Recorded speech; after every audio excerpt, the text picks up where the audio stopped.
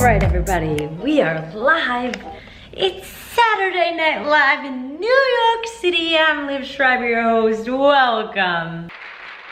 Welcome to my life. Sorry. I'm about to go to dinner with my friend Courtney, who I met styling at a Latico shoot. She was the stylist assistant who also became my friend Alexa. Just posted an Instagram with her. Let's talk about sorority life really quick, because I just went on a tangent on TikTok, and I always feel negative whenever I speak of anything negatively, but it's actually coming from a real positive place because I share my experiences so other girls don't feel so alone. But sometimes I worry that like by sharing something negative that happened to me, whether it was like the stalking story that I shared on TikTok or like the sorority experience, that people are gonna think I'm a Debbie Downer or something, but it comes from like a true, authentic, genuine place of wanting to protect other girls. Ever since I was little and my role model, Brielle Niemer, passed away, first of all, she changed my life because I realized that I needed to become the role model that she was for me. So I became someone I could look up to for myself. And it's always been really important to me to uplift other people, especially younger girls. And so I share my sorority experience not to scare anyone away, because I actually think that everyone should try new things every day. But it's so other girls find comfort in not being alone in these situations. Like everyone always posts these happy, sexy tailgate pictures, right? And you think that their life is perfect and that they're surrounded by best friends at college, and it couldn't be less true. I mean, so many of those girls who are posting those happy, gorgeous tailgate photos, including myself, like I was going through a horrible experience with a boyfriend who was cheating on me, and I had a stalker and sorority sisters who weren't nice, and like there's so much more than happy tailgate pictures meet the eye, you know? And so if I'm able to talk to a college girl or someone who was in school and make sure that they know that, hey, look, listen, like I'm so happy and I feel great in my life right now, but listen, you're not alone if you feel alone in college or in high school or in post-grad. Like that's what I'm here to do, and that's why I share my life online. We're getting deep really quick before I go to dinner. My sorority life was interesting. I chose a sorority house because it had butterflies flying around it, and my mom wouldn't pick up the phone. Mom, can you pick me up? I'm scared. I was in between Gamma Phi Beta and Kappa Kappa Gamma at Wisconsin, and they're two of like the, I guess, top houses or great houses. One of them was very East Coast like, and one was more, you know, Midwest-esque. I chose the sorority that was more Midwest because I didn't want to be with a ton of girls who were all from my tri-state area. I wanted to be with people who were different from me. And I thought that's what like the thing was to do. Like I thought it was cool to differentiate yourself, and I wanted to meet new people. But it turns out that no one else had that in mind. And actually I was one of the few tri-state area girls in my sorority, which is cool. But I was also like one of the very few Jewish girls, and we don't really think that anti-Semitism is a thing until we experience it.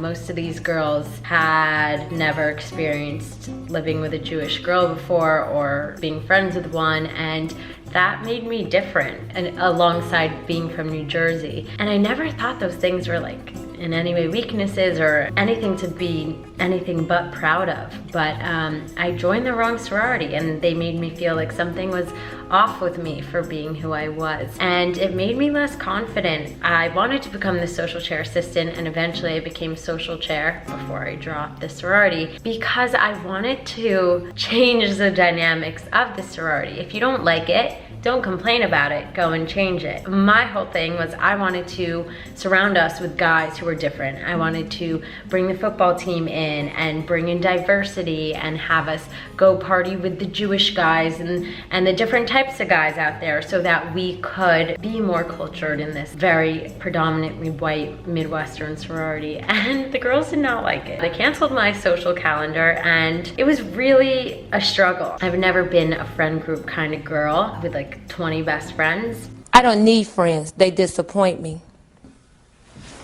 because I don't think it's really possible that all girls could be speaking highly of each other. And I just like to surround myself with real friendships and genuine, authentic people who I can count on. If I can't count on you, what's the point of calling you my BFF, you know? Like, I only surround myself with real ones, and it's taken a while to make sure of that. And you know, if you want to surround yourself with 20 amazing girls who you think all have your back, maybe they do, and that's good for you. But for me, I have about 10 best friends who I can count on for anything.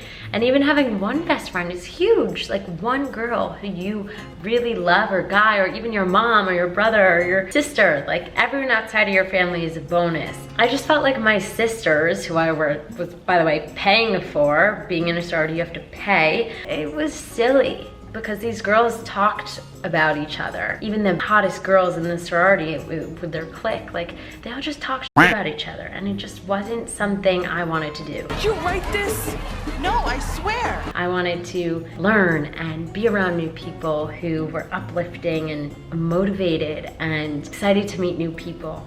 And what I found myself in was seriously like a high school Midwestern clique. And I wasn't from there. They were all from like Minnesota and Wisconsin. And it really tore me down. I shared on TikTok some of the stories, but like once a sorority sister called me and told me I should be more insecure because I was making other girls feel insecure because I was confident. Another girl cheated with my boyfriend at the time, which I guess is his fault as well, ex-boyfriend. It just was toxic. Like, even going to get food. I remember on Friday nights or whenever we had our sorority dinners, like, I wanted to sit with new people, but there were cliques, and like, it was weird if you sat down at a table that like they were all friends. You can't sit with us! Even though we were all in the same sorority, like, I didn't understand that. If you're joining a sisterhood, isn't everyone supposed to be open to making new friends? I just didn't love it. But I did love a lot of aspects. I loved how it made the school smaller. I loved how it enabled me to meet other girls in other sororities who became my best friends. And out of sororities, I loved how it gave me something to do, somewhere to be. It gave me people to meet, guys to meet. It gave me sororities and fun times, and there was so much good. It just was accompanied by, you know, the, excuse my language, bitchiness and the clickiness and the toxicity of girl culture. When we were rushing PNMs, which is potential new members, they had me sitting on the floor talking to every new girl that came in about how amazing G5 was. And I didn't authentically feel that. I didn't feel like it was the best. I felt misled by a girl who had told me that G5 was the best, and it was gross. Like, you ready for this?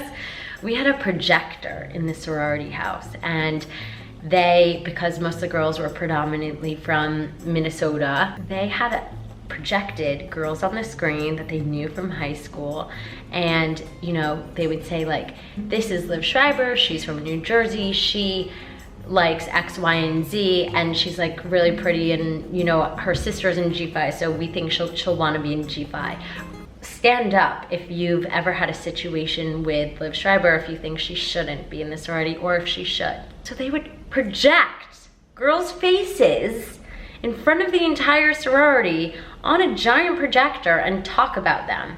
They would destroy this girl's college career in under 2 seconds. I called my mom and I was like, Mom, if only I had a GoPro, the country would freak out. We're supposed to be sisters, and here we are sitting around a projector that's used in math class to judge girls and talk about them? Like, what? I called my mom and I said, Mom, if my appearance doesn't matter, why don't they just have me send my resume and a portfolio to apply to sororities? Anyone ever talk about that? They just judge you based off what you look like. Like, it's so nuts. Like, why don't they accept a resume and cover letter if it's not about what it looked like? You know what I mean? Basically, they know the lineup of when you're about to walk into the sorority, so they actually pre-match you, at least at Wisconsin, with a girl if they care about having you in the sorority. So I was pre-matched walking into G5 with a Jewish girl who worked in fashion. So of course, I loved it because I thought that was what all the girls were like. But then I joined the sorority after 3 rounds and getting close with the girls. And I realized, oh my gosh, my roommate just asked me if I pray in a mosque. What? These aren't cool, girls. A lot of it is skewed. Obviously, this is just my experience, and I met some of my best friends. You meet a few great girls, and that's good too, but I want to bring to light my experience, and I'm now almost 25, so I'm able to talk about it finally. I get harassed and bullied literally for talking about this, but I just want to bring attention and awareness to my experience and to make other girls feel less alone, because it's a dark place when you don't feel like it's for you. It's hard to feel like something is wrong with you. Nothing's wrong with you. So anyway, I ended up becoming a Rho Gamma, which is the girl who leads other girls around to choose their sororities, kind of like the camp counselor. Hold on 1 second. Let me check if my friend is here. Oh no, she's here. Shoot, I have to go to dinner, but when I come back, I'm gonna tell you about why I became a Rho Gamma and how I got kicked out of my sorority.